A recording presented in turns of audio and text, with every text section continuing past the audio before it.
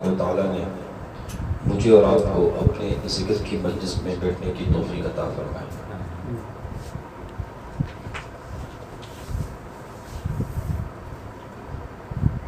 اور اللہ تبارک و تعالیٰ نے اس سلسلہ نقشبندیہ شاذلیہ اور میرے شیخ کی برکت سے اللہ تبارک و تعالیٰ نے ہمیں اس علاقے میں خانقاہ کا وجود عطا فرمایا۔ یہ خانقاہوں کے اللہ کے یہاں بڑی قدر و قیمت ہے۔ حدیث میں ذکر کے کافی فضائل آتے ہیں جس پہ مغفرت کا اعلان کیا جاتا ہے، اور ایک حدیث میں آتا ہے کہ جس جگہ اللہ کا ذکر ہو وہ آسمان والوں کو ایسے نظر آتے ہیں جیسے زمین والوں کو آسمان پر ستارے نظر آتے ہیں۔ ذکر پر سکینہ نازل ہوتی ہیں، فرشتوں کا نزول ہوتا ہے، اللہ کی رحمتوں کی برسات ہوتی ہے۔ اور ایک حدیث کا مفہوم ہے کہ اللہ جل شانہ نے قرآن کریم کی آیات نازل فرمائی آپ علیہ السلام پر۔ اس آیات کا مفہوم ہے کہ جس میں آپ علیہ السلام کو اللہ نے خطاب فرمایا کہ اے نبی جی، آپ اپنے آپ کو صبح اور شام ان لوگوں کے پاس بیٹھنے کا پابند کیجئے جو صبح اور شام اللہ کے ذکر میں مشغول ہو۔ یعنی آپ علیہ السلام کو اللہ نے ارشاد کیا فرمایا، اپنے قرآن میں اللہ نے فرمایا ارشاد کہ اے نبی جی، آپ اپنے آپ کو ان لوگوں کے ساتھ بیٹھنے کا پابند کیجئے جو صبح اور شام اللہ کے ذکر میں مشغول ہو۔ آپ علیہ السلام اس قرآن کی آیات کی نزول کے بعد نکلے اس مجلس کی تلاش میں جہاں اللہ کا ذکر ہوتا ہے۔ تو ایک مسجد پہ دیکھا ایک کونے میں صحابہ بیٹھ کے اللہ کا ذکر فرما رہے ہیں۔ آپ علیہ السلام ان کی مجلس میں، اس ذکر کی مجلس میں بیٹھے ہیں۔ پھر آپ علیہ السلام نے پوچھا کہ آپ کیا کر رہے ہو؟ صحابہ نے عرض کیا یا رسول اللہ، اللہ کا ذکر کر رہے ہیں۔ آپ علیہ السلام نے فرمایا کہ اے اللہ، تیرا شکر ہے کہ آپ نے میری زندگی میں ایسے لوگوں کو پیدا کیا جس کے پاس مجھے بیٹھنے کا حکم کیا جا رہا ہے۔ تو یہ خانقاہوں کی برکات ہے۔ یہ ذکر کی جو مجلس ہے یہ کوئی معمولی چیز نہیں ہے، بہت بڑی اللہ کی نعمت ہے۔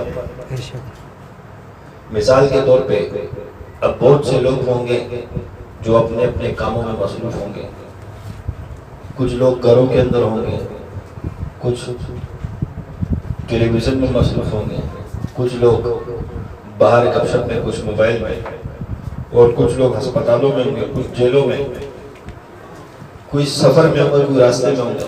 لیکن کتنی بڑی نعمت ہے، اور اللہ نے عظیم احسان کیا کہ مجھے اور آپ کو اس وقت پر اپنے ذکر میں بیٹھنے کی توفیق عطا فرمائی۔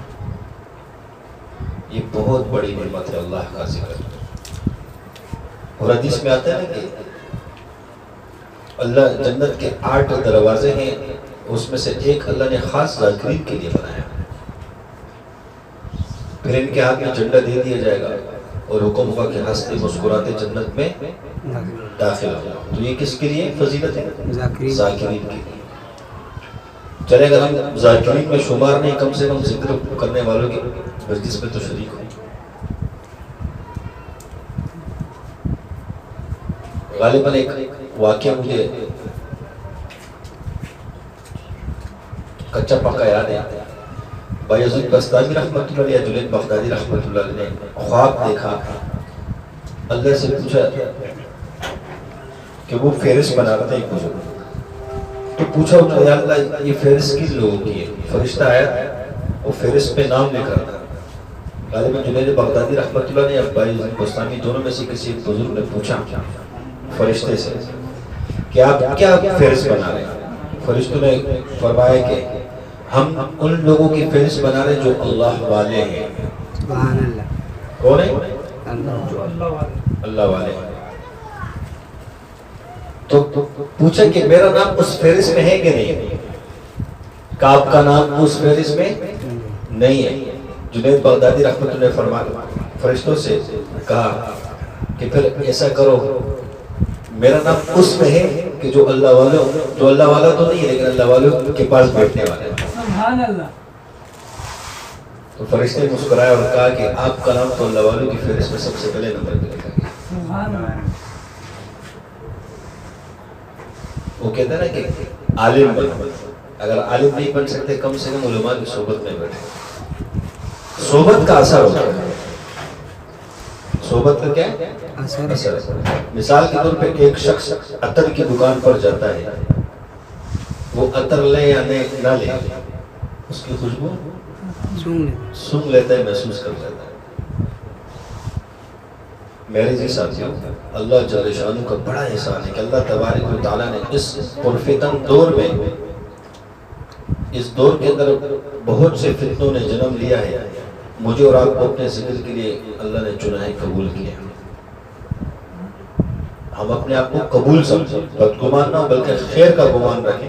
حدیث قدسی کا مفہوم ہے نا کہ اللہ جل شانہ خود ارشاد فرماتے ہیں کہ جو شخص میرے ساتھ جیسے گمان کرتا ہے میں اس کے ساتھ ویسے ہی معاملہ کرتا ہوں. لہٰذا ہمارا گمان یہ ہو کہ اے اللہ تو نے ہمیں قبول کر لیا ہے. کیا کر لیا؟ قبول کر لیا, اپنے ذکر کے لیے, اپنے دین کے لیے چن لیا. اس پہ ہم شکر ادا کریں. یا اللہ اتنے سارے لوگوں میں تو نے ہمیں قبول کیا, یہ تیرا فضل ہے, ہماری ذات کی وجہ سے نہیں, ہمارے کمال کی وجہ سے نہیں. ہم بڑے کمزور ہیں, نہ ہمارے پاس کمال ہے نہ ہمارے پاس کوئی اور چیز ہے. بس کیا اللہ نے اپنے فضل کا معاملہ فرما کے مجھے اور آپ کو چن لیا. جیسے اللہ تبارک و تعالیٰ نے سب سے پہلے انبیاء کو چنا. تمام انسانیت میں سے کس کو چنا؟ انبیاء کو چنا. اور انبیاء چنے ہوئے لوگ, اللہ کے برگزیدہ لوگ, پوری انسانیت میں چنے ہوئے انبیاء. جیسے لقمان حکیم سے کسی نے پوچھا کہ جب اللہ نے آپ سے کہا کہ آپ کو حکمت دوں یا نبوت دوں, کیا چاہیے؟ لقمان حکیم نے کیا جواب دیا تھا؟ یا اللہ مجھے حکمت دے دے. جب کسی نے پوچھا کہ آپ کو جب اللہ نے خود کہا تو آپ نے نبوت کو چھوڑ کے, حالانکہ نبوت تو بڑا درجہ ہے, حکمت کیوں لے لی؟ لقمان حکیم نے فرمایا, کہا اللہ جب کسی کو نبوت دیتا ہے تو اس سے پوچھتا نہیں ہے, میں سمجھ گیا کہ یہ میرا کوئی امتحان ہے, اس لیے میں نے کہا یا اللہ حکمت دے دے. نبوت انبیاء اللہ کے رسول کے چنے ہوئے پوری انسانیت میں سے معصوم ہے. کیا ہے؟ تو پھر اسی طریقے سے اللہ نے ہر نبی کے لیے اس کے صحابہ کو چنا, ہر نبی کے لیے اس کے یاروں کو چنا, اس کے شاگردوں کو چنا. اسی طریقے سے یہ امت بھی چنی ہوئی ہے. کیا ہے؟ یہ امت تو آئی سب سے آخر میں ہے دنیا میں, لیکن جنت میں جائے گی سب سے پہلے. یاد رکھنا, حدیث میں آتا ہے کہ اللہ نے اس امت میں میرا اور آپ کا انتخاب کیا ہے بغیر کسی سفارش کے, بغیر کسی چھٹی کے, درخواست کے. تو یہ تو ویسی بھی امت چنی ہوئی ہے, ہم اپنے آپ کو چنا ہوا سمجھیں. کیا چنے؟ چنا ہوا. اب فرق اتنا ہے کہ ہم جب کسی ٹھیلے پہ سبزی لیتے ہیں, فروٹ لیتے ہیں یا ٹماٹر لیتے ہیں تو اس کو چنتے چانٹی کرتے ہیں نہیں, جو کاڑا ہو اس کو چھوڑ دیتے ہیں, جو زیادہ پک چکا ہو, بیر ہو, نرم ہوگا اس کو چھوڑتے کہ نہیں چھوڑتے.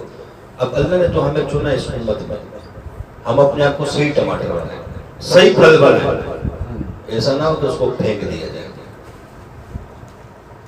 یاد رکھنا, جو لوگ اللہ کے دین کی قدر کرتا ہے اللہ دن دگنی رات چگنی اس کو ترقی عطا فرماتا ہے. اور جو حسد میں غرور میں آتا ہے تو پھر اللہ ایسے اس کو پھینک بھی دیتے, جیسے دودھ کے اندر مکھی گر جاتی ہے اس کو یوں اٹھا کے باہر پھینک دیتے ہیں, اسی طریقے سے پھر اللہ پھینک بھی دیتا ہے. کیوں؟ بات کرنے والا محتاج, سننے والے محتاج اللہ کے دین کے, لیکن اللہ کا دین کسی کا محتاج نہیں. تھوڑی سی تاریخ کی طرف ہم پیچھے چلے. موجودہ دور کے اندر علماء کثرت سے ہیں, ملک پاکستان میں, پوری دنیا میں الحمدللہ. مدارس کثرت سے ہیں, خانقاہیں کثرت سے ہیں, تبلیغ کا کام کثرت سے ہو رہا ہے. ہر شعبے کے اندر اللہ نے ترقی عطا فرمائی. لیکن جب ایک شخص نے گستاخی کی اللہ کے کلام کی, اللہ کے کلام کو کالا قانون کا, تو اس کے لیے کس کو اللہ نے اٹھایا, چنا, اس بندے کو ختم کرایا, ممتاز قادری کو چنا. کس کو؟ وہ عالم کا، مدرسے کا، خانقاہ کا. اس کو کہتے ہیں چننا. تو اللہ جب کام لینے پر آتا ہے تو لازمی نہیں کہ مدرسے والے سے لے، خانقاہ والے سے لے، اس سے اپنی جگہ لے رہا. لیکن جس کام کے لیے اللہ کسی کو منتخب کر دے اس کو کوئی ہٹا نہیں سکتا. جب اللہ نے منتخب کیا اس کی داڑھی بھی چھوڑی تھی، اور پھر اللہ نے شہادت بھی عطا فرمائی اور ناموس رسالت کے لیے اپنی عزت بھی، سب چیزوں کو داؤ پہ لگا دیا. نئی نئی شادی بھی چھوڑی اس کی بچی تھی. اس کے بعد کا واقعہ دیکھیں. پشاور کے اندر ایک شخص اپنے آپ کو نعوذ باللہ نبوت کا اس نے دعویٰ کیا اور مجھ پہ وحی کی جاتی ہے اس کا دعویٰ کیا. یہ تو ہمارا، میرا اور آپ کا ایمان ہے نا کہ آپ علیہ السلام خاتم النبیین ہیں. آپ علیہ السلام کے بعد کوئی نبی نہیں آیا، کیونکہ آپ علیہ السلام نے خود فرمایا انا خاتم النبیین، میرے بعد کوئی نبی نہیں. اگر میرے بعد کوئی نبی ہوتا تو عمر ہوتا. لیکن جب پشاور کے کورٹ کے اندر خالد چھوٹا سے لڑکا نہیں، کوئی مولانا تھا، کوئی تبلیغی تھا، کوئی مدرسے کا تھا، لیکن جب کام لینے پہ آیا تو اللہ نے دینداروں کو ہوتے ہوئے دینداروں سے نہیں لیا کام. اس کام کے لیے اللہ نے اس کو منتخب کیا، لے لیا اس سے. اس سے پہلے چلے جاؤ غازی علم الدین شہید رحمت اللہ علیہ، اس کی بھی داڑھی نہیں تھی. لیکن جب کسی ہندو نے آپ علیہ السلام کی شان میں گستاخی کی اور وہ جیسے وہ گھر گیا تو اس کی بیگم نے کہا کھانا لاؤ. جیسے اس کے سامنے کھانا رکھا، بولا تم اتنا بے غیرت ہو گیا، تیرے نبی کی شان میں گستاخی کی اور تم مزے سے کھانا کھائے گا. اس نے ایک نوالا چکا بھی نہیں، صرف نوالا توڑا تھا وہی چھوڑا، گھر سے چھوڑا اٹھایا. کیا کہتے ہیں اس ہندو کو سر تن سے جدا کر دیا. گستاخی نبی کی کیا سزا؟ سر تن سے جدا. تو یہ کام اللہ نے کس سے دیا؟ غازی علم الدین شہید رحمت اللہ علیہ سے. مقصد کہنے کا یہ ہے کہ دین کسی کا محتاج نہیں ہے، اللہ کسی کا محتاج نہیں ہے. اللہ نہ جبرائیل کا محتاج، نہ اسرافیل کا محتاج، نہ میکائیل کا محتاج، نہ اسرائیل کا محتاج. اللہ نہ انبیاء کا محتاج، نہ صحابہ کا محتاج، نہ کسی مخلوق کا محتاج. کسی کا وہ محتاج نہیں ہے. میرے اور آپ کا بھی محتاج نہیں ہے. سمجھ میں آئی بات؟ مقصد کہنے کا یہ ہے کہ میں اور آپ دین کے محتاج ہیں، اللہ کے محتاج ہیں، لیکن اللہ کا دین کسی کا محتاج نہیں ہے. ابراہیم علیہ السلام سے اللہ نے کہا کہ بیت اللہ کی طرف آواز لگاؤ، حج کے لیے صدا لگاؤ، بیت اللہ طواف کے لیے صدا لگاؤ، اللہ کے گھر کو بلانے کے لیے صدا لگاؤ. ابراہیم علیہ السلام نے فرمایا یا اللہ میری آواز کہاں پوری دنیا کے کونوں میں جائے گی. اللہ جل شانہ نے وہی کی، فرمایا ابراہیم آواز لگانا تیرا کام، پوری دنیا میں پہنچانا میرا کام. ابراہیم علیہ السلام نے صدا لگائی اللہ کے گھر کی طرف بلانے کی، بیت اللہ کی طرف بلانے کی. آج پوری دنیا کے کونے سے جاتے لوگ کہ نہیں کر سکتا. اللہ نہ عاجز ہے، نہ اللہ کو کوئی پریشان کر سکتا. اگر پوری کائنات آدم علیہ السلام سے لے کر قیامت تک جتنے بھی انسانیت ہوگی، اور اس سے پہلے جب کائنات بنی، پوری کائنات چرند پرند تمام مخلوقات اس اللہ کی نافرمان ہو جائے، تب بھی اللہ جل شانہ کی ذاتیاتی پہ کوئی فرق نہیں پڑے. نہ اس کی شان میں کوئی کمی آئے گی، نہ اس کی عزت میں کوئی کمی آئے گی، اور نہ بڑھوتی آئے گی. اگر پوری کائنات کی تمام مخلوقات اللہ کے سامنے سجدہ ریز ہو جائے اور اللہ کی فرمانبرداری پہ آ جائے، تب بھی اللہ جل کی شان میں بڑھوتی نہیں ہوگی، اس کی شان ویسی ہی بڑی ہوگی. نہ کائنات کی چیزیں اللہ کو پریشان کر سکتی ہے، بلکہ وہ چاہے تو صرف ارادہ کرے پوری کائنات تباہ. اللہ جل شانہ ایسی طاقت والے ہیں. اس رب نے جب مجھے اور آپ کو منتخب کیا، ہم اس نعمت کی قدردانی کریں، اللہ کے شکر گزار بندے بن جائے، جس پہ ہم شکر ادا کریں. ایک ہے شکر تقیہ کا نام. سمجھتے ہو تقیہ کا نام؟ بالفرض مجھ سے کوئی پوچھتا ہے کہ آپ کی طبیعت کیسی ہے، میں کہتا ہوں اللہ کا شکر ہے. یہ میرا اور آپ کا تکیہ کلام بن گیا. کیا بن گیا؟ تکیہ کلام. انبیاء نے ہمیں سکھایا, امت کو سکھایا انبیاء نے کہ شکر کیا ہوتا ہے. 2 رکعت شکرانے کے نفل پڑھ لیں, یہ ہے اللہ کا شکر ادا کرنا. اما عائشہ رضی اللہ تعالیٰ عنہ, آپ علیہ الصلوۃ والسلام پوری رات نفلوں میں کھڑے ہوتے, پاؤں مبارک میں ورم آ جاتے, پاؤں سوج جاتے. اما عائشہ نے پوچھا یا رسول اللہ, آپ تو بخشے بخشائے ہو, امام الانبیاء ہو, نبیوں کے بھی امام ہو اور نبیوں کے بھی نبی ہو, یا رسول اللہ آپ بخشے بخشائے, پھر بھی آپ پوری رات نماز میں کھڑے رہتے. آپ علیہ الصلوۃ والسلام نے فرمایا کہ جس رب نے مجھے اتنے اعزاز دیے, جس رب نے مجھے یہ نسبت دی, کیا میں اس کا شکر گزار بندہ نہ بنوں؟ یہ انبیاء نے کس کو سکھایا؟ امت کو سکھایا کہ شکر کرنا یہ چیز ہے. مقصد کہنے کا یہ ہے کہ مجھے اور آپ کو اللہ نے جو نسبت عطا کی ہے اپنے دین کی محنت کے لیے, جو مجھے اور آپ کو اللہ نے چنا ہے, ہمیں دین کے شعبے کے ساتھ منسلک کیا ہے, میں اور آپ اس کی قدر کریں, میں اور آپ اس پہ اللہ کے شکر کے بول بولے, نہ قدری کی طرف ہم نہ جائیں, نہ شکری کی طرف نہ جائیں.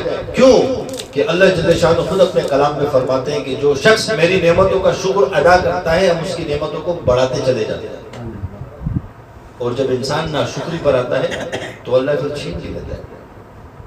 جیسے کہ موسیٰ علیہ السلام راستے سے گزر رہے, ایک شخص نے پوچھا اے اللہ کے نبی کہاں؟ فرمایا میں اللہ سے ملاقات کرنے جا رہا ہوں. کہاں جا رہا ہوں؟ تو شخص نے کہا کہ میری ایک التجا ہے, میری ایک عرض ہے, اللہ تک میری ایک بات پہنچا دے. موسیٰ علیہ السلام نے کہا کہو کیا بات ہے؟ اس شخص نے کہا کہ اللہ جل شانہ سے یہ کہو کہ میرے پاس اللہ نے بہت رزق دیا, بہت مال دیا, میں اس کو سنبھال نہیں سکتا, میں اس کو گن نہیں سکتا, وہ میرے سنبھالنے سے, میرے کنٹرول کرنے سے باہر کی چیزیں.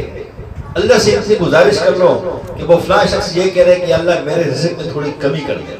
کیا کر دے؟ تھوڑی کمی کر دے. ٹھیک ہے. چلتے چلتے موسیٰ علیہ السلام ایک شخص اور ملا, اور وہ شخص جو تھا ریت کے اندر یہاں تک چھپا ہوا تھا. تو اس نے کہا کہ اللہ کے نبی کہاں؟ اللہ سے ملاقات کریں. کہا میرے ایک پیغام اللہ تک پہنچا دینا, اللہ سے یہ کہنا کہ میں اس حال میں ہوں, اور اللہ سے کہنا کہ میرے لیے نعمتوں کا اضافہ کر دے, میرے مسائل کو حل کر دے. کیا کر دے؟ مسائل کو حل کر دے. یہ التجا. موسیٰ علیہ السلام جب اللہ سے ملاقات کرتے ہیں, جب عاشق اور معشوق ملتے ہیں تو پھر دنیا کو بھول جاتے ہیں. یہ عشق ہے ہی چیز ایسی ہے,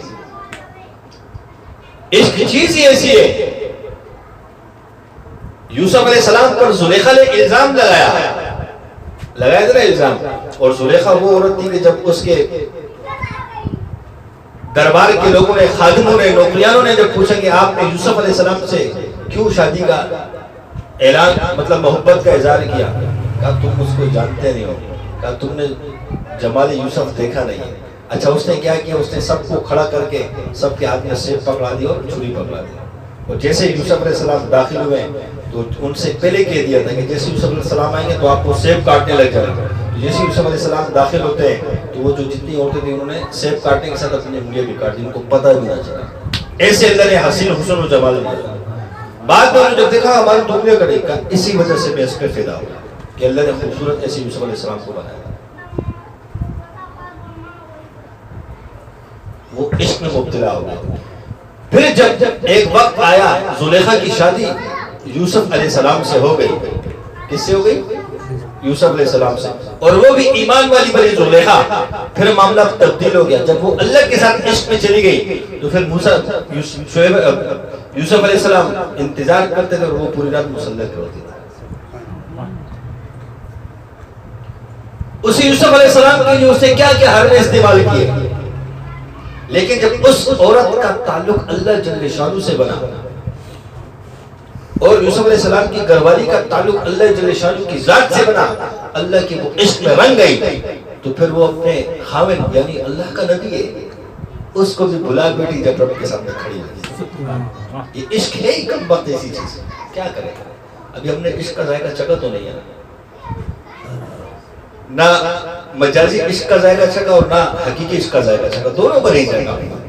اگر چکا ہوتا تو شاید اس کا زیادہ اثر ہوتا۔ مقصد کہنے کا یہ ہے، پھر ایک دن یوسف علیہ السلام نے کہا کہ اللہ کا حکم ہے آپ میری بیوی ہو، یعنی رات کو ہم بستر ہو، اللہ ہمیں اولاد دے گا۔ کہا اچھا اللہ کا حکم ہے، پھر کہا اب اللہ کا حکم ہے، عشق ایسی چیز ہے، پھر اطاعت آ گئی۔ تو مقصد کہنے کا یہ تھا کہ واقعہ کو جوڑ بیان ہوتا ہے موسیٰ علیہ السلام کہ عشق کی بات ہے۔ جب راز و نیاز کی باتیں چل رہی تھی موسیٰ علیہ السلام کی، اور جب موسیٰ علیہ السلام واپس آنے لگے تو اللہ نے پوچھا اے موسیٰ باتیں تو بہت ہو گئی، بتا میرے کسی بندے نے کوئی پیغام دیا کہ نہیں؟ پھر موسیٰ علیہ السلام کو یاد ہے ہاں اللہ جل شانہ ایک بندے نے یہ کہا کہ اللہ سے کہنا کہ یا اللہ میرا رزق کم کر دے، کیا کر دے؟ کم کر دے، میں اس کو سنبھال نہیں سکتا۔ اللہ جل شانہ نے ارشاد فرمایا اے موسیٰ اس سے یہ کہو کہ میری ناشکری کرے، کیا کرے؟ ناشکری۔ اور جو دوسرا شخص تھا اس سے کہو کہ اس حال میں بھی میرا شکر ادا کرے۔ موسیٰ علیہ السلام آتے ہیں، اس شخص سے جب ملاقات ہوتی ہے جس سے جو زمین کے اندر چھپا ہوا تھا، ریت کے اندر، تو کہا اللہ کو میرا پیغام دیا، اللہ کو دے دیا۔ اللہ نے کیا جواب دیا؟ اللہ نے کہا کہ اس سے کہو کہ اس حال میں بھی اللہ کا شکر ادا کرے۔ تو وہ کیا ہوا؟ ناشکری بھی چلا گیا۔ کہا میرے پاس کپڑے نہیں ہے، میں ننگا ہوں اور مٹی کے اندر اپنا سطر میں نے چھپایا ہوا ہے، میں اس حال میں کیا شکر کروں؟ بس یہاں سے ناشکری کی، اللہ نے ہوا کا حکم دیا، ہوا چلی اور جو مٹی میں وہ چھپا ہوا تھا وہ مٹی میں اللہ نے اڑا دی، ویسی ننگا رہ گیا۔ یہ ہے ناشکری کرنا۔ اور جب اس شخص کے پاس آیا کہ اللہ نے کیا پیغام دیا؟ کہا کہ اللہ نے یہ کہا کہ اس سے کہو کہ میری ناشکری کرے۔ تو وہ شخص کہنے لگا موسیٰ علیہ السلام سے کہ جس رب نے مجھے اتنی نعمت دی میں کیسے اس کی ناشکری کر سکتا ہوں؟ میں تو ناشکرہ بندہ اللہ کا نہیں بن سکتا۔ کہا جا پھر تیرا مال بھی کم نہیں ہوگا۔ مقصد کہنے کا یہ ہے کہ مجھے اور آپ کو جو اللہ جل شانہ نے نسبت عطا کی ہے، اللہ کے دین کے ساتھ ہمیں جو منسلک کیا ہے، مجھ سے اور آپ سے چاہے وہ جان کر ہو یا انجانے سے ہو، اس دین کے کام کی ناشکری نہ ہو جائے، ناقدری نہ ہو جائے، بلکہ ہم اللہ کے شکر گزار بندے بن جائے تاکہ اللہ پاک مجھے اور آپ کو دن دگنی رات چگنی اس دین میں ترقی عطا فرمائے اور اللہ ہم سے مزید دین کا کام دے۔ پچھلے اتوار کو بھی یہ بات سامنے آئی تھی کہ دین کی قدر اس شخص کو ہوگی اور کسی بھی چیز کی قدر اس شخص کو ہوتی ہے جس میں تین چیزیں خرچ کی جاتی ہے۔ کیا خرچ کی جاتی ہے؟ تین، مال، جان، وقت۔ جس شخص نے کو فری میں پیسے مل جاتے ہیں نا تو اس کو ایسے خرچ کرتا ہے ابا کا مال سمجھ، قدر نہیں کرتا اس، لیکن ایک شخص اگر مزدوری کرتا ہے تو پھر وہ اس جگہ خرچ کرتے ہیں جہاں خرچ کرنے کی جگہ ہوتی ہے، اور وہ بھی سوچ رہا ہوتا ہے کہ یہ کام بھی کرنا ہے، یہ بھی کرنا ہے، کہاں خرچ کرنا۔ ایسا ہے کہ نہیں ہے؟ وہ کیوں قدر ہے کہ اس نے محنت کی ہے۔ اسی طریقے سے میرے اور آپ نے ابھی جان مال وقت نہیں لگایا، جب میرا اور آپ کا جان مال وقت اللہ کے دین پر لگے گا تو آٹومیٹک اس کی قدر آ جائے گی۔ آئے گی قدر کہ نہیں آئے گی؟ میرے جی ساتھیوں، صحابہ نے اس دین پر جان بھی لگائی، مال بھی لگایا اور وقت بھی لگایا۔ صحابہ نے جان کیسی لگائی اور وقت کیسے لگایا؟ حضرت ایوب انصاری رضی اللہ تعالیٰ عنہ جسامت کے اعتبار سے ہیوی تھے، اور جب بھی اللہ کے راستے میں تشکیل ہوا کرتی تھی وہ صحابی رسول ہر تشکیل میں پہنچتے تھے، اور صحابہ نے کہا کہ آپ کا عذر بھی ہے، آپ کا جسم اتنا پھولا ہوا ہے کہ آپ چل بھی نہیں سکتے ہو، آپ اتنے بھاری ہو چکے ہو، آپ تو گھر پہ رہے۔ ایوب انصاری رضی اللہ عنہ کے لب پر کیا، زبان پر کیا کا قرآن کی یہ آیات، اوجل ہو یا بوجل ہو نکلو اللہ کے راستے سے، فاغفر لو الی اللہ۔ قرآن کی یہ آیت مجھے گھر بیٹھے نہیں دیتی ہے، سمجھ میں آئی بات؟ تو اس حالت، بیماری کی حالت میں، ایسے حالت کے اندر جان بھی لگا رہے اور وقت بھی لگایا جا رہا ہے. اور پھر جب جماعت میں تشکیل ہوئی اور اپنے ساتھیوں سے کہا اور صحابہ سے کہا اگر میرا اللہ کے راستے میں انتقال ہو جائے تو مجھے دفنانا نہیں, میری لاش کو گھماتے رہنا اللہ کے راستے میں, جہاں تمہاری ہمت ہار جائے اور تم تھک جاؤ وہی مجھے دفنا دینا. اور ایسے ہی اللہ نے کیا کہ ایوب انصاری رضی اللہ تعالیٰ اللہ کے راستے میں نکلے, انتقال ہوا, صحابہ اس کی لاش کو گھماتے رہے, جہاں تھک چکے استنبول کے اندر انہیں دفنا دیا. آج بھی استنبول میں ایوب انصاری رضی اللہ کی قبر ہے, اسے خوشبو آ رہی ہے. سبحان اللہ. تو صحابہ نے جان اور وقت لگایا کہ نہیں لگایا؟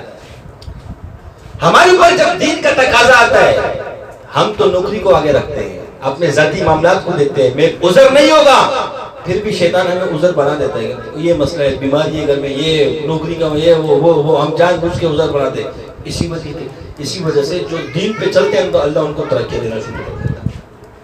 صحابہ نے اس چیزوں کی پرواہ نہیں کی, صحابہ نے خدا کی قسم سے سب کو چھوڑ کے اللہ کے راستے میں دیتے. کیا چھوڑ کے نکلے؟ کسی چیز کی پرواہ نہیں کی صحابہ نے, نہ باپ کی پرواہ کی, نہ والدین کی پرواہ, کسی چیز کی پرواہ نہیں کی, بس اللہ کے دین کی پرواہ کی. بلکہ وہاں صحابہ کی زندگی میں تو والدین کا بھی یہ جذبہ ہو کہ بچے رہ جائیں ہم نکل جائیں, بچوں کا یہ جذبہ ہو کہ والدین رہ جائیں ہم نکل جائیں. آپ علیہ السلام کے پاس تو آتے تھے, بوڑھا باپ آتا تھا, فرماتا تھا یا رسول اللہ جوان میری بیٹیاں ہیں, میں بوڑھا ہوں, میں اللہ کے راستے میں نکلوں گا, آپ میرے بیٹے سے کہہ دیجئے کہ وہ اپنی بہنوں کے ساتھ رک جائے. اتنی دیر میں باپ بیٹا آ جاتا تھا اور آپ علیہ السلام سے فرماتے تھے یا رسول اللہ یہ بوڑھا ہے, یہ میری بہنوں کے پاس ہے, میں جوان ہوں, میں اللہ کے راستے میں نکلوں گا. وہاں تو ضد ہوتی تھی بچہ اور بیٹے کی. یہ ہم نے نئے طریقے نکال لیے. مجھے اور آپ کو دین کی قدر نہیں ہے, کیوں؟ جان مال وقت لگا نہیں ہے. ہمیں ماں کی گود میں یہ کلمہ ملا, صحابہ کو ماں کی گود میں نہیں ملا تھا. صحابہ نے اس کے لیے مارے کھائی ہیں, صحابہ نے تکلیفوں کو جہا, مشقتوں کو اٹھایا ہے. جب صحابہ کے پاس اس دین کی قدر دی, آج میرے اور آپ کے پاس قدر نہیں ہے. ہم نے ایک رسم بنا لیا, جڑتے ہیں رسمی طور پہ, مرکز جاتے ہیں رسمی طور پہ. کبھی ہم دل کے اندر بھی دیکھیں کہ ایسا وقت آئے کہ ابھی تو صرف مال کی طرف بلایا جا رہے, جان لگانے کی طرف. اگر ایسا وقت آیا کہ جان دینی پڑ جائے تو ہمارا کیا ہوگا؟ ہم تو دین کو چھوڑ دیں گے.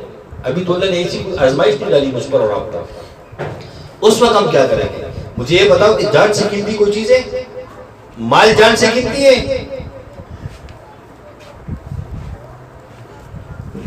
میرے عزیز ساتھیوں, اللہ کسی پہ اتنا بوجھ نہیں ڈالتا.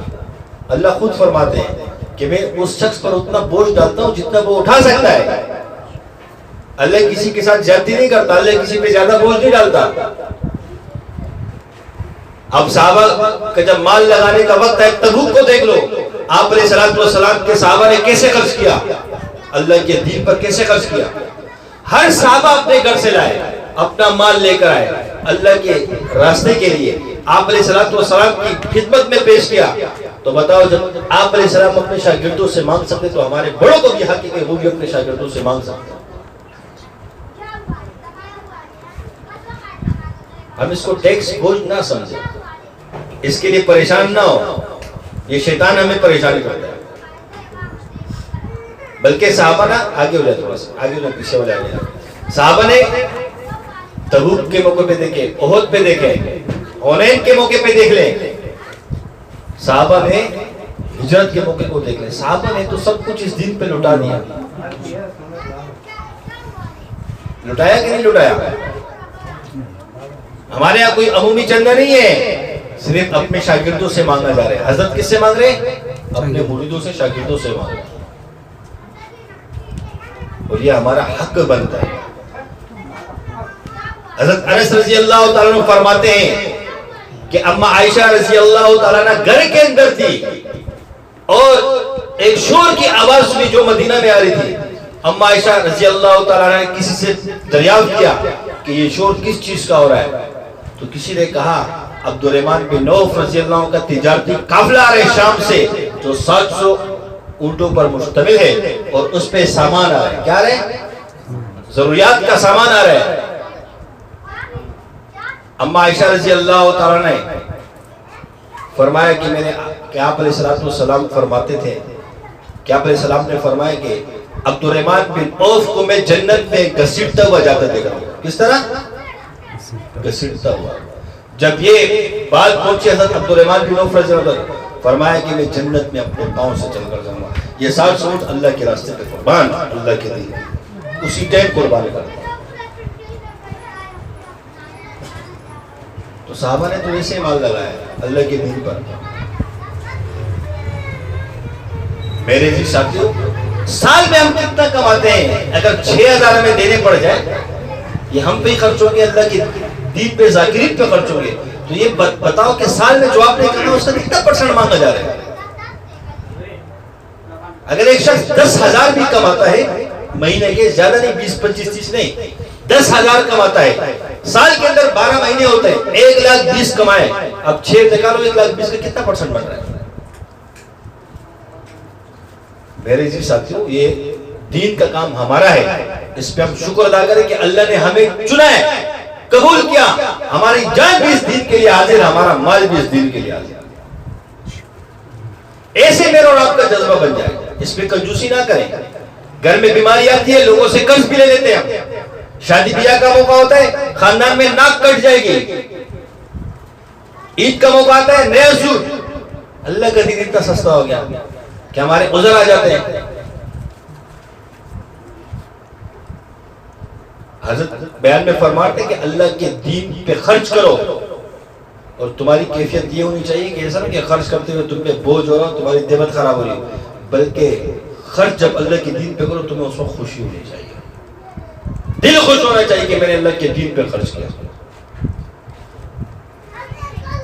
میرے جی ساتھیوں، اجتماع ہمارے سر پہ، ہمیں فکر نہیں ہے. ہم جان بھی لگائے، وقت بھی لگائے، مال بھی لگائے، تینوں چیزیں لگائے. جب تینوں چیزیں ہماری اس دین پر لگیں گی، خدا کی قسم سے اللہ دن دگنی رات چگنی ترقی عطا فرمائے. اور تبلیغ کے بڑے فرماتے ہیں نا کہ صحابہ نے تو سب کچھ لگا دیا، 100 کا 100% لگا دیا. اگر اس امت کا 5% بھی لگا تو اللہ ایسے بھی کے ساتھ معاملات کرے گا جیسے صحابہ کے ساتھ کیا.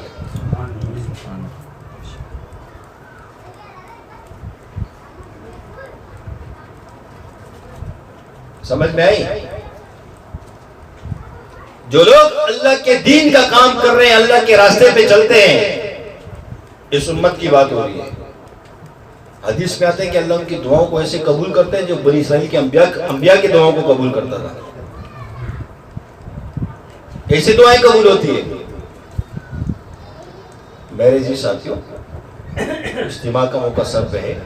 بات طویل کرنا مقصود نہیں ہے، ایک فکر پیدا کرنا مقصود ہے کہ میری بھی فکر لگ جائے اور آپ کی بھی. ہم بھرپور اس کے لیے محنت کریں، کوشش کریں. اور یہ بڑے شرم کی بات ہے، بڑے شرم کی بات ہے، بڑے شرم کی بات ہے کہ باپ سال میں ایک دفعہ مانگے اور اس کو یا تو کم دیا جائے یا تو ایسے دیا جائے کہ وہ بندہ. تو بڑے شرم کی بات ہے. پورے سال ہم اپنا سسٹم چلا لیتے ہیں، لیکن جب دین پہ خرچ کرنے کا ہم تو وہاں ہم خرچ نہیں کرتے. مجھے یہ بتاؤ، ساتھی عزم کرتے ہیں کہ ہم انشاءاللہ پورا فنڈ جلد جمع کرائیں گے اور اس کی محنت بھی کریں گے، اور اپنے جو متعلقین ہیں ان سے بھی کہیں گے، ان کو بھی دعوت پہنچائیں گے کہ مسجد کی تعمیر پہ 50 لاکھ کا خرچہ ہے، جو اس میں اپنے لیے، اپنے اکاؤنٹ کھولنے کے لیے، اپنے اجر و ثواب کے لیے، اپنے لیے صدقہ جاری کے لیے خرچ کرنا چاہتا ہے. تو ہمارا کام ہے دعوت پہنچانا. کیا پہنچانا؟ ممکن ہے ایک شخص ایسا ہو کہ جس کے ذہن میں اس نے کچھ مال رکھا ہو اور اس کے ذہن میں یہ ہو کہ میں اللہ کے دین پر، اللہ کے نام پہ اس کو خرچ کرنا چاہتا ہوں. ممکن ہے کسی نے ذہن بنایا ہو. اگر اس وقت میری اور آپ کی کسی کی دعوت پہنچ جائے اور اس کا مال ایسی جگہ پہ استعمال ہو جائے تو فائدے والی بات ہو جائے گی نا. لیکن ایک شخص نے یہ سوچا ہے کہ میں اللہ کے دین پہ خرچ کرنا چاہتا ہوں، اور میں نے اور آپ کو شرم کی وجہ سے کہ میں اس کو کیسے دعوت نہ دی، اور بعد میں شیطان نے اس پہ محنت کی، اس کی نیت بدل گئی، تو اس کو تو ہم نے خیر سے محروم کر دیا. دعوت نہ دینے کی وجہ سے ہو گیا محروم خیر سے. تو مقصد یہ ہے کہ میرے دعوت میں سستی کی وجہ سے کوئی خیر سے محروم بھی نہ ہو، اور میری دعوت سے جن کے ارادے ہیں اور جن کے نہیں، اللہ ان کے بھی دل کے اندر ارادے پیدا کر دیں، ایک تمنا پیدا کر دیں، ان کے بھی اللہ صدقہ جاریہ والا اکاؤنٹ کھول دیں۔ ان کے لیے تمام ساتھی کوشش کریں گے نا انشاءاللہ۔ میرے ساتھی جو ساتھی فنڈ لایا وہ جمع کرا دینا، اور جو فنڈ نہیں لائے ساتھی، اس کے لیے ایک موقع آتا ہے یار، اپنے لیے چاہے کسی سے قرض لے لو، سال میں ایک موقع آتا ہے، 6,000 روپے کچھ نہیں ہے، کیا خیال ہے؟ ایک وہ زبانی طور پہ یا عملی طور پہ ہم یہ ثابت کریں کہ ہم اپنے سلسلے کے ساتھ وفادار ہیں۔ جو سلسلے پہ خرچ نہیں کر سکتا وہ جان کیا دے گا یار؟ جان قیمتی ہے نا، مال تو قیمتی نہیں ہے، ہے کہ نہیں؟ یہ شیطان کے وسوسوں میں نہ ہے، کیونکہ جب خیر کے کام ہوتے تو شیاطینوں کے وسوسے آ جاتے ہیں، اللہ کی طرف سے آزمائشیں بھی آ جاتی ہیں، گھر میں بیماری نہیں ہوگی، لیکن جب دین کے تقاضا آنا شروع ہو جائیں گے تو گھر کے اندر بیماریاں بھی آ جائیں گی۔ یہ آزمائش آ گئی، کیا آ گئی؟ کیوں صحابہ کو اللہ نے نہیں آزمایا کہ ہم پہ بیماری آ رہی ہے؟ ایک صحابی رسول اللہ تھے، فرماتے یا رسول اللہ آپ دعا کیجئے۔ کیا دعا کریں؟ فرمایا یا رسول اللہ ایمان لانے سے پہلے کلمہ توحید لا الہ الا اللہ محمد رسول اللہ، اس کلمے کو پڑھنے سے پہلے ہم ٹھیک تھے، جب سے ہم نے اسلام قبول کیا ہے ہم یہودیوں کے قرضدار ہو چکے ہیں، ہمارے گھروں پہ فاقے چل رہے ہیں، گھروں میں بیماریوں نے ڈیرے ڈال دیے۔ کتنی آزمائشیں بیان کی؟ 3 طرح کی۔ یہودیوں کے قرضدار ہو گئے، بیماریوں نے گھر میں ڈیرے ڈال دیے، گھر میں فاقے چل رہے۔ آپ علیہ السلام نے فرمایا تم نے ختم نبوت کے دامن کو پکڑا ہے، شکر کرو اس حال پہ بھی کہ اللہ نے اس حال پہ صحیح رکھا ہے۔ مجھ سے پہلے جو انبیاء ہیں، اس دین کے کام کو کرنے والے انبیاء جو تھے، ان کی گردنوں کو بھی اڑایا گیا، ان کے جسموں کو لوہے کی کنگھی سے نوچا بھی گیا۔ شکر کرو اللہ نے تمہارے ساتھ وہ حال نہیں کیا، اس پہ بھی شکر کرو۔ کیونکہ آپ علیہ السلام نے شکر کیوں بتایا؟ کہ شکر کرنے سے اللہ کی مدد آئے گی، یہ راز ہے اس کے اندر۔ تو آپ علیہ السلام نے بھی عمل بتایا شکر کا، کہ شکر کرو، یہ بھی عمل ہے۔ تو صحابہ پہ تو ایسی آزمائش آئی ہے کہ ہم پہ نہیں آئیں گی، یہ سوال ہی پیدا نہیں۔ جب دین کا کام کرو گے آزمائش تو آئے گی ہوگی، حتیٰ کہ موت بھی آ سکتی ہے۔ ایک واقعہ یاد آ گیا، اللہ نے ذہن میں ڈالا، کیا عجیب منظر ہے، جب تصور میں اس واقعے کو ہم دیکھیں تو ہلا دیتا ہے۔ ایک بچے کا انتقال ہوا، کس کا؟ ایک بچے کا انتقال ہوا۔ صحابہ نے اس کو غسل دیا اور کفن پہنایا، آپ علیہ السلام کے پاس آئے، یا رسول اللہ جنازہ تیار ہے۔ آپ علیہ السلام نے فرمایا اس کی والدہ کو خبر کی ہے؟ فرمایا نہیں۔ کہا جاؤ پھر اس کی والدہ کو خبر دو، جیسے اس کی والدہ کو پیغام دیا جاتا ہے کہ آپ کے بیٹے کا انتقال ہو گیا، جنازہ تیار ہے۔ آپ علیہ السلام پڑھانے والے لیکن آپ کو خبر دینے آئے۔ اس عورت نے کہا، اس صحابیہ نے کہا، فرمایا آپ علیہ السلام سے کہو کہ جنازہ نہ پڑھا ہے میرے بیٹے کا، اور خود اللہ کے سامنے کھڑی ہو گئی اور ہاتھ اٹھانے لگے اور فرمانے لگی، اے اللہ میں نے نیا اسلام قبول کیا ہے، اگر آج میرا بیٹا مر گیا تجھے پورے قبیلے کے لوگ کہیں گے کہ نعوذ باللہ اسلام منحوس مذہب ہے، کہ تم نے اسلام قبول کیا، تم پہ آفت آ گئی، اے اللہ آج تو لاج رکھ لے، میرے بیٹے کو تو زندہ کر دے تاکہ ان کے سامنے میں سرخرو ہو سکوں۔ صحابہ فرماتے ہیں کہ وہ کفن پہ نہ، وہ اسی ٹائم بیٹھ گیا، کھڑا ہو گیا۔ تو وہ تو دعاؤں میں اتنا اثر تھا کہ مردوں کو زندہ کرائے۔ ایک صحابہ راستے میں چلتے ہوئے جا رہے، صحابہ کی جماعت گدھے پہ سواری ہے، راستے میں گدھا مر گیا۔ کیا مر گیا؟ اور کچھ سواری نہیں ہے۔ وہ صحابہ نے وہی 2 رکعت نفل پڑھے، اے اللہ ہماری ضرورت ہے بھی تو اس کو زندہ کر دے، پھر بھلے اس کو موت دے دینا۔ اللہ نے مرے ہوئے گدھے کو زندہ کر دیا۔ آزمائش آئی، اللہ نے لی نہیں، وہاں آزمائش آئی، بیٹا گیا لیکن اللہ نے جان لی نہیں، دوبارہ زندہ کر دیا۔ آزمائش آئی کہ گدھا چلا گیا، اب سفر کیسے ہوگا، لیکن اللہ نے ایک دکھانے کے لیے جان لی، لیکن وہ تعلق والے تھے، قرب والے تھے، معرفت والے تھے، جب دعا کی تو اپنا مسئلہ بھی حل کروا دی۔ اسی طریقے سے جب اجتماع ہوگا، دین کی خدمت ہم کریں گے، آزمائش آئے گی ہم پہ، نقصان کچھ نہیں ہوگا، خدا کی قسم سے نقصان نہیں ہوگا، قسم کھا کے کہہ رہا ہوں۔ اللہ میرا آپ کو نقصان کر کے کیوں کرے گا؟ اللہ صرف آزمائے گا. کیا کرے گا؟ نقصان نہیں ہونے دے گا, صرف آزمائش میں ڈالے گا. اب تم نے اجتماع کے لیے جانا ہے, پتہ چلا بیگم کی طبیعت خراب ہو گئی ہے. کس کی خراب ہو گئی ہے؟ میں جب چلے پہ جا رہا تھا, بیگم کی طبیعت خراب ہو گئی, الٹرا ساؤنڈ کرائے, اردو میں پتھری ہے. کیا ہے؟ لیکن میں نے عزم کیا, اللہ پہ توکل کیا, نکلا اللہ کے راستے میں, واپسی ابھی تک نہ پتھری نظر آئی نہ کوئی نظر آئی. مطلب یہ اس پہ نہیں کہہ رہا کہ میں وہ بتا رہا ہوں, یہ کہہ رہا ہوں کہ اس طرح آئیں گی آزمائشیں. جب تم نے ارادہ کیا کہ ہم نے اللہ کے دین کے لیے نکلنا ہے, اس ٹائم پہ گھر میں ایسے حالات, یا چھوٹا بچہ بیمار ہو جائے گا. یہ چھوٹا بچہ بیمار کیوں ہوگا؟ کہ اللہ تجھے ایسی آزمائش میں ڈالے گا کہ تو چھوٹے سے تجھے بہت پیار ہے. اب یہ آزمائش آگے کہ اللہ دیکھتے کہ یہ اس سے زیادہ پیار کرتے ہیں, مجھ سے زیادہ پیار. صرف آزمائے گا, لے گا نہیں اس کی جان. ایسا تجھے محسوس ہوگا کہ اس کی جان جانے والی ہے.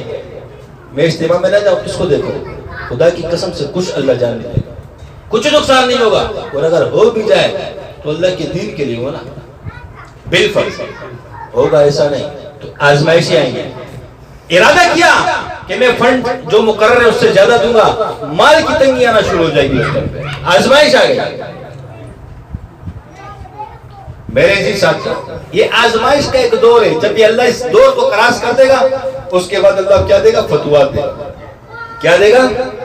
صحابہ کو اس دور سے جب اللہ نے کراس کیا آزمائشوں کے, پھر ایسے اللہ نے فتوحات کی کہ صحابہ روتے تھے.